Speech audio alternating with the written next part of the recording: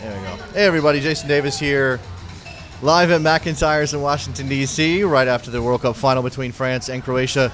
Seth Vertelny of Goal.com joining me on the program here as we analyze. I don't even know what that was. What was that, Seth? It was drunk. It was a drunk. It's a drunk final. I mean, after this World Cup, a drunk final seems appropriate, doesn't it? Completely. I think that was the final that this World Cup has deserved. You know, I keep hearing that it's been the best World Cup ever, and I can't tell you how great the 58 World Cup was, or 62 or 66. But you didn't see Pele play? I wasn't around for that, but it's the best World Cup that I've seen for sure. I don't even know where to begin with the analysis of this game. I mean, I do have some of the biggest talking points. I mean, obviously, look, here's the score, here's the goal scorers. Let me get this one out of the way here. I got trying to clean up my. Let me clean that up. There we go. All right, so we're on the fly here. Mandzukic, the own goal off the set piece for Griezmann, and that, I don't know, I guess that set the tone in a way in the first half. I think Croatia was probably the better team at that point in time, and it kind of threw them sideways that it was France and not Croatia that broke through. Yeah, definitely. I think it's been a little bit different than we've seen with Croatia in this knockout phase. I think they've kind of started out slow in a lot of the games and then kind of grown into it and eventually outlasted their opponents. And it was sort of the opposite tonight. They started out much on top, and I think they were real unlucky to be down 2-1 at halftime, and then France kind of poured it on in the second half. Yeah, a couple of observations here from the first half. Croatia, again, with the early advantage. I mean, I got the first half stats in terms of possession was 61%. I think after the game I looked, it was 60%. So Croatia had more of the ball. I think we expected Croatia to have more of the ball. We knew that France wasn't necessarily going to want the ball in every case. Again, I don't know that they expected to get a kind of a fluky own goal off of Mandzukic's head. I mean, it's a good set piece delivery, right? And we kind of knew that moments were going to define some of what this World Cup was. And again, the theme of set pieces comes through again in the final. Right. And I think you could definitely take umbrage if you're a Croatia fan at the foul leading up to that first goal. Pretty clearly a dive by Griezmann. Again, Croatia unlucky to concede a penalty for France's second goal. I mean, I don't blame the referee for awarding that penalty after the VAR review. It's one of those things that if there wasn't VAR, clearly it wouldn't have been a penalty. Could have been a different story. It was. Well, I mean, it's not called on the field, but right. Again, we don't know if the referee is kind of swallowing his whistle, expecting VAR to come to the rescue at some point. Maybe he just didn't see it. Again, we always talk about a tent in the box. We talk about whether or not that is a penalty by the letter of the law. Is it a penalty by the letter of the law? I don't even know. What's the law? I don't know. I mean, the thing is... Should I pull up the law? I can't pull up the law. There's opposing things in this penalty. First of all, there's intent, right? It's pretty clear that in no way was the Croatian player, who was it? I forget. I think it was Perisic. Yes, Perisic, in no way was he intending to play that ball with his arms. On the other hand, he did have his hands in an unnatural position. But what does that mean? Because if you're jumping as Perisic to challenge for the ball in that situation, and I believe it hits his left hand, comes down and hits his left hand. Where is our hand supposed to be behind his back, or his hands over his head? Where is his hand supposed to be? I don't know. Alexi Lalas has long advocated for just having it be a handball if it hits your hand no matter what. I don't know if that's the solution here, but clearly there's so much gray area with this that I think when you look at a call like that, you can see either way why it should or shouldn't have been a penalty. Right. I think that obviously it's a difficult situation. The ball clearly hits a hand in the box. I think that gets called, especially with VAR, 9 times out of 10. Yep. Maybe there's one ref who makes a crazy, odd call that it's not intentional and therefore it doesn't merit a penalty. Obviously, Griezmann converts the penalty from that point, and again, Croatia down a couple of goals, feeling like maybe again the foul on Griezmann to set up the own goal by Mandzukic, the penalty. Okay, if you're biased, that cuts against what you think should happen in that situation. And yet they came out in the second half, and I don't think it was beyond them at that point. No, not at all. I think that in the second half, it was much like the first half where, like you said, they had roughly the same amount of possession. I think that was probably by design for France when you have counter-attacking players with the ability of Griezmann and Mbappe. And eventually it was a counterattack that led to their third goal. Pogba with probably the best pass of the tournament to spring Mbappe on the right eventually. Let's take a look at the goals again, because there's 6 of them, so you kind of lose track when they happen, because game state is always such a big deal here. Mandzukic own goal, Griezmann. So Perisic scores in the 28th, and we actually have a 1-1 game for a while there. I almost forgot about that. A well-taken goal from Perisic, and again at that point maybe Croatia thinks they're in the game. Griezmann scores heading into just a couple minutes before halftime. So now you're 2-1. It's not necessarily beyond you. You mentioned the Pogba goal on the counterattack, which it seemed as though everybody sort of just stopped in that moment after the first ball was initially blocked, or the first shot was initially blocked. I don't know. I mean, everybody turned away. Do you blame Croatia's defenders for turning away off of a Paul Pogba shot? I would turn away. It was a little bit of a strange goal in that, you're right, the defenders did seem to sort of freeze for a second. They didn't react to Pogba's initial shot being blocked. And then Subasic, that shot was not that far away from him, and yet he sort of leaned one way, and he couldn't manage to just shift his weight over in the other direction and dive. And we saw that on France's fourth goal as well, where Mbappe's shot, it wasn't all the way into the corner.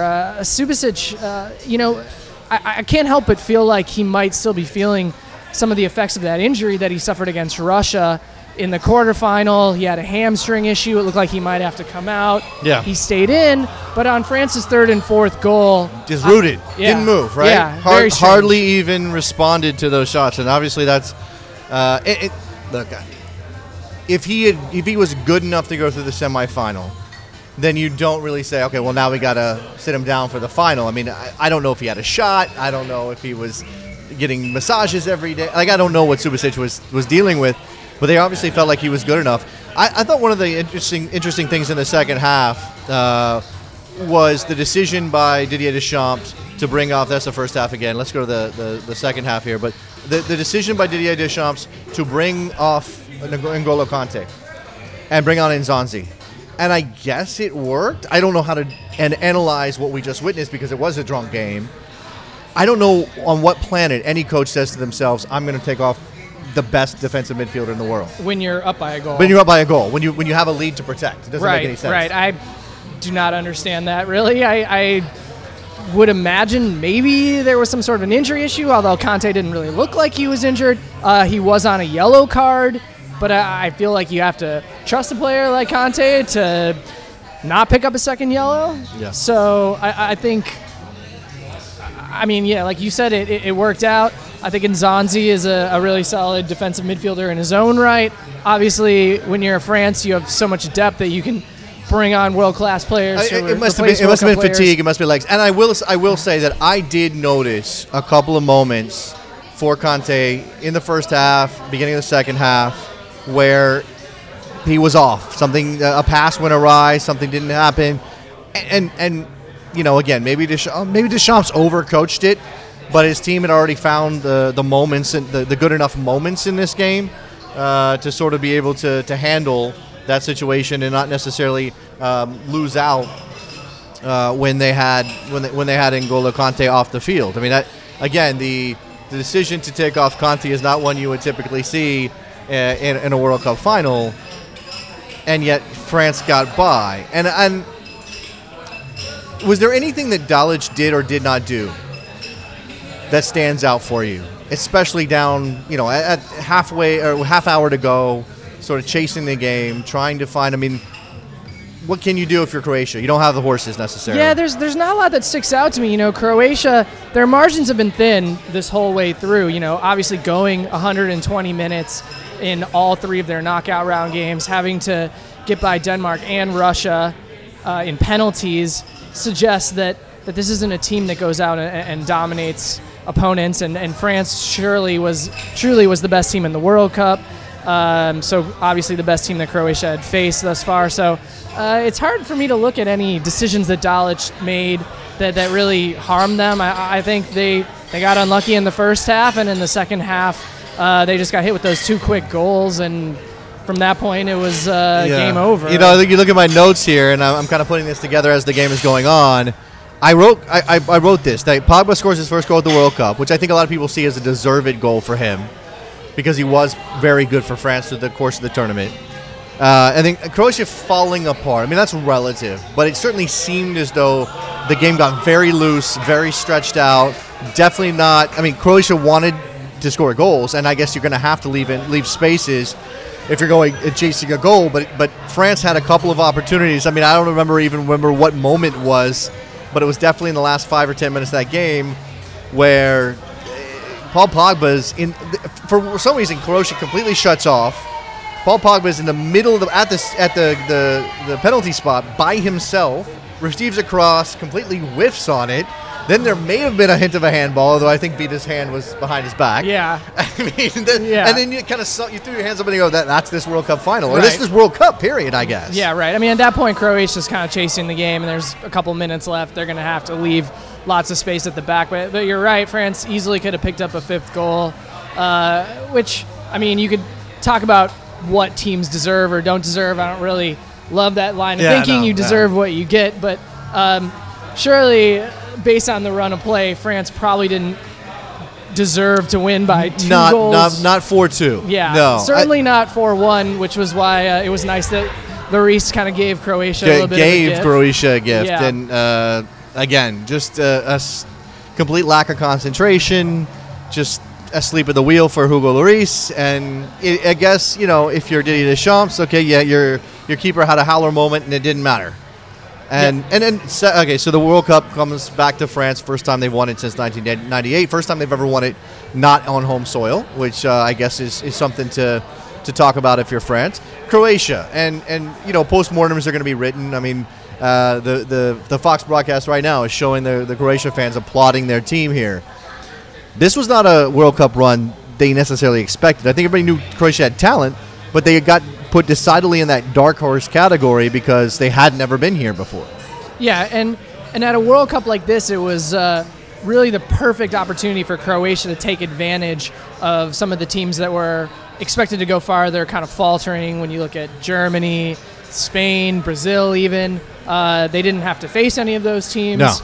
No. So what they did was extremely impressive, but you do have to sort of point that out that they had to go through penalties to get by Russia. They had to go through penalties to get by Denmark.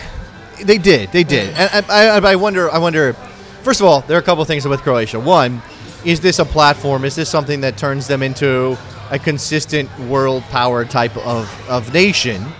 Or they have a golden generation. I mean, you could argue that as well, certainly with Rakitic and Modric in midfield, and Mandzukic is a plus 30 at this point. You know, are they set up, or how in 10 or 15 or 20 years are we going to view this World Cup won by Croatia? And that kind of depends on whether or not they turn this into something bigger. Yeah, I think that Croatia, they're probably not going to be as strong in 4 years as they were this year. Modric, Rakitic, Mandzukic, guys like that, they don't come along very often. Sure. Lovren also is, I would say, I think he's like low 29, 30s. Yeah, 30, so, almost 30, yeah. But having said that, Croatia has been producing a number of really good young players consistently over the last 5 or 10 years. So I think that when you look at the 2022 World Cup, you can see them kind of being put in the same category they were this World Cup. A really talented team, maybe not among the top 5 favorites, but a dark horse, capable in a World Cup like this where the big teams falter of making another run. Well, I mean, as always is the case in a country, in a region like UEFA, there's no guarantee that they qualify. I mean, that you would expect them to, but we expected the Dutch to qualify. They didn't. Croatia did go through a playoff this time. Yes, right. So you have the the extra hurdle there for UEFA nations when you're facing a difficult qualification campaign. So it's possible to go from, and we talked about when Germany went out at the group stage level. We talked about how in recent past, especially European countries, they always fall at the group stage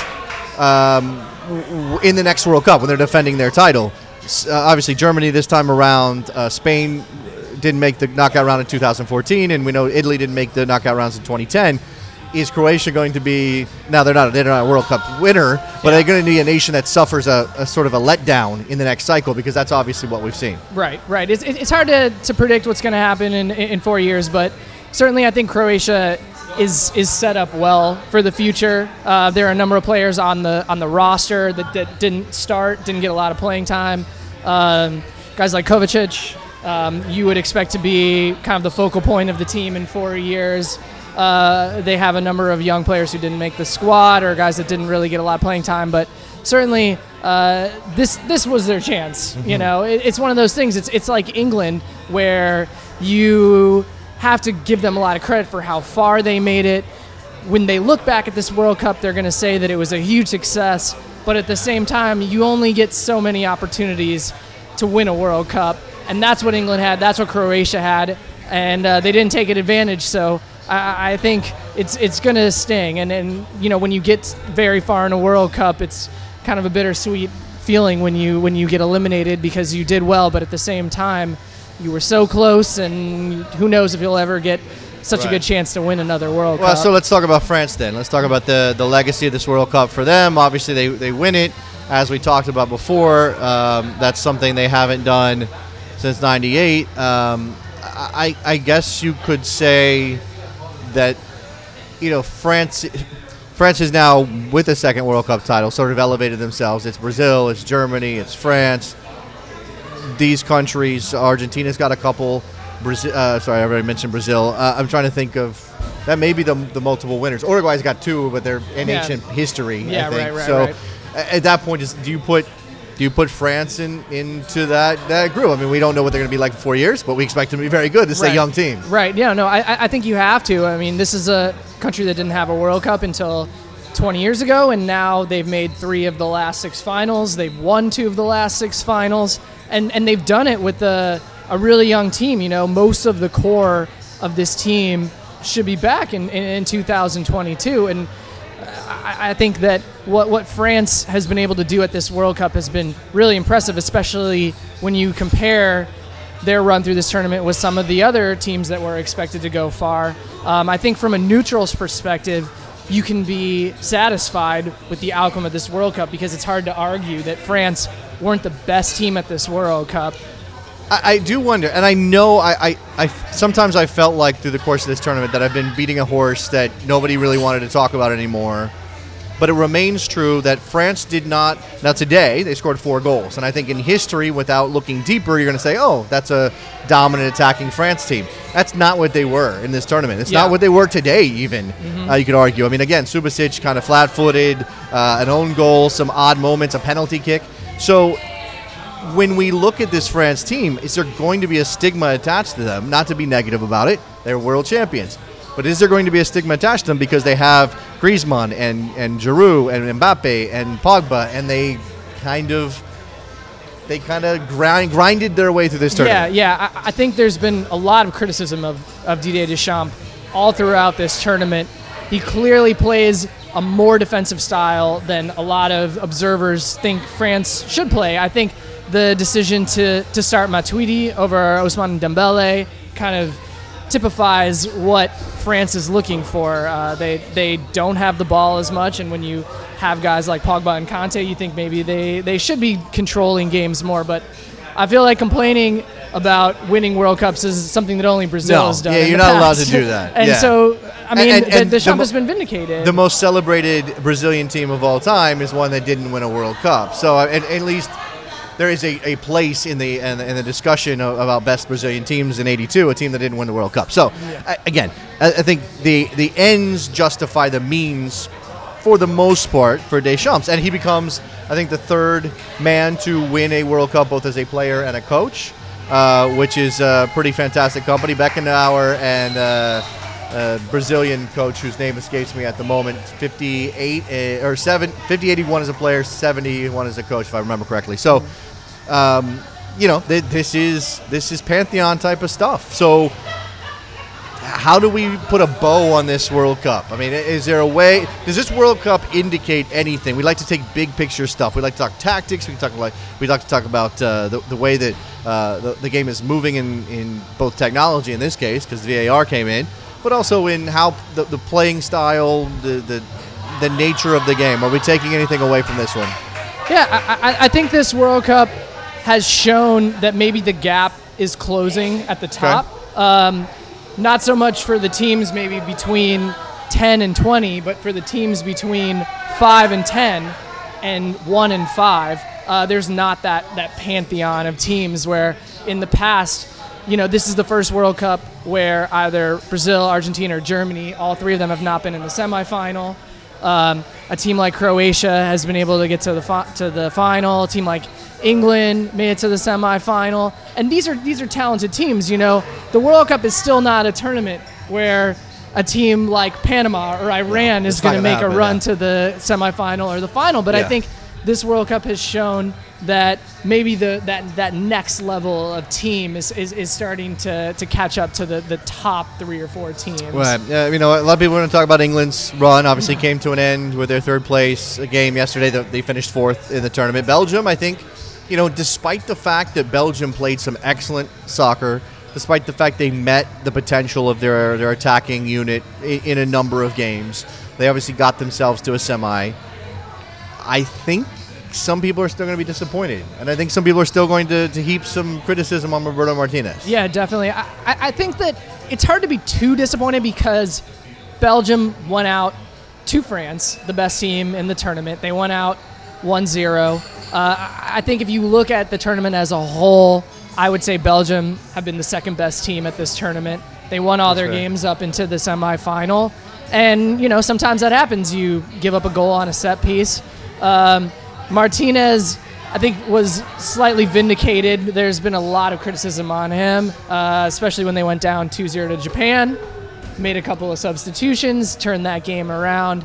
It's a little simplistic to say this, but not everyone can win the tournament. No, of course. So Belgium, like I was saying before, when you get to the semifinals and you don't win, there's always that tinge of disappointment. But they had a good tournament. And it wouldn't be a World Cup. It wouldn't be a big moment in world football without that discussion of this sort of faux morality of playing attacking soccer versus sitting in and looking for a counterattack. Obviously, we had, I think it was Ed Hazard from Belgium, making some critical comments about the way that France plays and saying, well, I would rather lose playing the way we do than win the way France plays. It's easy to say after you lose. He's probably sitting there watching them lift the World Cup trophy right now and can't be, regardless of how you win the game, that's obviously the goal. Right. And, it is interesting. Obviously Deschamps has been more defensive than people would like. And at the same time, 2 out of France's 4 knockout round games, they scored 4 goals. I know, right? Right, yeah. I don't think anybody – I think the over-under on goals in this game was 2.5. Obviously, if you took the over, congratulations. You won that bet. I would not have done that ahead of this game. Yeah, for sure. Most finals are usually tight, but in this drunk World Cup – it's such a drunk World Cup. The most goals in a final since 1966. Certainly, I would have tipped it to be more of a 1-0, 2-0 kind of game, but this has just been this kind of a World Cup. A drunk World Cup and a drunk World Cup final with some very dumb goals in it. Let's just say it that way. That's okay. We're entertaining. Certainly here at McIntyre's in DC, people were feeling every moment of it, and you get excited. All right, so I want to wrap this up. A couple of minutes here. I'm going to make it about us, and when I say us, I mean Americans. This is a world football show. We're talking about the World Cup. Obviously, the United States of America is not at this World Cup. Wasn't even at this World Cup. But the thought was that once the World Cup period came to an end, that's when the U.S. would start looking seriously at their next head coach. Or at least there was some reason to think that logic made sense if candidates came available because their periods ended with other countries. If you were going to say, and I think my gut says that the U.S. is going to go with an American coach, I think that's kind of where we're headed here. But if you we're going to pick a name or two out of the World Cup group and say those are possible candidates, who would it be? Well, I think the obvious candidate is Osorio. Osorio, yeah. Because of the success that he's had with Mexico, because of his familiarity with the American game. He coached in MLS, obviously. I know that this is sort of what we said about Jurgen Klinsmann, right? Like, he's the total package. He's got the success with other countries at the international level. He has familiarity with the American game. But I do think that Osorio is the kind of, analytical coach that maybe the U.S. has been lacking in recent years. Okay. We don't yet know what the FMF is going to do with Osorio. I don't think I've heard anything. I've been obviously distracted by a World Cup final, but I have not yet heard whether they intend to renew his contract, bring him back, or if he even wants to at this point. And look, the conventional wisdom is that unless you're Yogi Löw, and we saw what happened in this World Cup, hanging on for multiple cycles is a bad idea. Yeah, and I think there's always been a little bit of friction between Osorio and the Mexican Federation and the Mexican fan base. They've never really warmed to him. No, that's true. This is true. So I think Osorio might want to go somewhere where he's a little bit more wanted, and certainly he wouldn't face these same criticisms in the U.S. that he has in Mexico. Mm-hmm. Well, I think some American fans are kind of anxious for a big name to come in. Now, I don't know that you could have put Jurgen Klinsmann on big name when he was hired in 2011. He had the Germany period, he had the Bayern Munich period, but he still didn't have a heck of a lot of a resume. Right now, you've got Osorio as a possibility. I think Roberto Martinez was at least a thought for some people. I don't think that's going to happen now. I think Belgium brings him back. They get a European Championship in 2 years that they probably think they can win. Right. This is not World Cup related, and I'm throwing it out there. I don't think this is there's no chance of this happening, but I think people are going to say, oh, Antonio Conte is now available. Why wouldn't we at least make a phone call? Again, there's no way Conte is going to consider the job. As American fans go through this process, and again, Ernie Stewart's not even on the job for another, 2 weeks. What is the plan? What do we expect them to do? I guess, don't know. Yeah, another name I would just throw out there is Carlos Queiroz. Okay, yep. Knows the American game. The Iran head coach. Yeah, helped to write the Project 2010. I don't think it was entirely him, but a lot of it was. Right. Another one of those candidates who's got a lot of experience at the international level and also familiar with the American game. I think he did a really good job with Iran at this World Cup, too. He got them to play better than the sum of their parts. Yeah, which is we expect that to be the thing for the U.S. moving forward, even if there's some young talent coming through. All right, that's going to wrap it up. World Cup final, France champions, 4-2 winners over Croatia. Thank you for checking out the Compass Football coverage from McIntyre's. I'll be back in the studio with Davis up front moving forward. I want to thank Seth Vertelny from Goal.com for coming by and helping us do some coverage. Seth, thank you very much. Thanks for having me. All right, I hope you enjoyed the Drunk World Cup, as Seth says. We'll talk to you guys in the future. Thank you very much for watching.